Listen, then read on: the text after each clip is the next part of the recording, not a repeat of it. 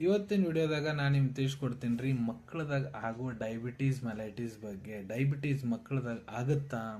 ಹ್ಞೂ ರೀ, ಡಯಾಬಿಟೀಸ್ ಮಕ್ಕಳಿಗೆ ಕೂಡ ಆಗ್ತೈತಿ. ಇದು ಒಂದು ಹೆರಿಡಿಟರಿ ಡಿಸಾರ್ಡರ್. ಅಂದ್ರೆ ತಂದೆ ತಾಯಿಗೆ ಸಮಸ್ಯೆ ಐತಂದ್ರೆ ಮಕ್ಕಳಿಗೆ ಕೂಡ ಅವ್ರ ಜನ್ಮ ಆದಾಗಿಂತರ ಕೂಡ ಆಗ್ಬೋದು, ಇಲ್ಲ ಅವ್ರು ಹೆಂಗೆ ಬೆಳ್ಕೊಂತ ಹೋಗ್ತಾರ ಅವಾಗ ಅವ್ರಿಗೆ ಡಯಾಬಿಟೀಸ್ ಸಮಸ್ಯೆ ಆಗ್ಬೋದು.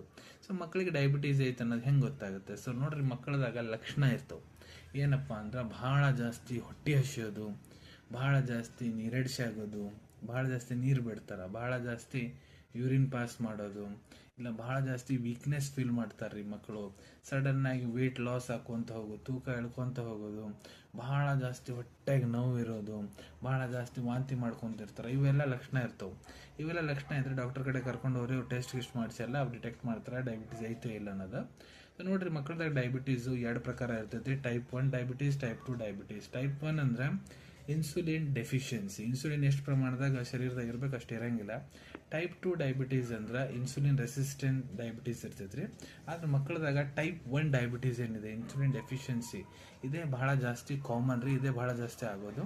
ಸೊ ನಿಮ್ಮ ಮಕ್ಕಳಿಗೆ ಕೂಡ ಈ ರೀತಿ ಏನಾರ ಸಮಸ್ಯೆ ಕಾಡಾಗುತ್ತೈತಂದ್ರೆ ಡಾಕ್ಟರ್ ಕಡೆ ಹೋಗಿ ಇಮಿಡಿಯೇಟ್ಲಿ ಇದ್ರದ್ದು ಟ್ರೀಟ್ಮೆಂಟ್ ಪಡ್ಕೋರಿ. ಧನ್ಯವಾದಗಳು.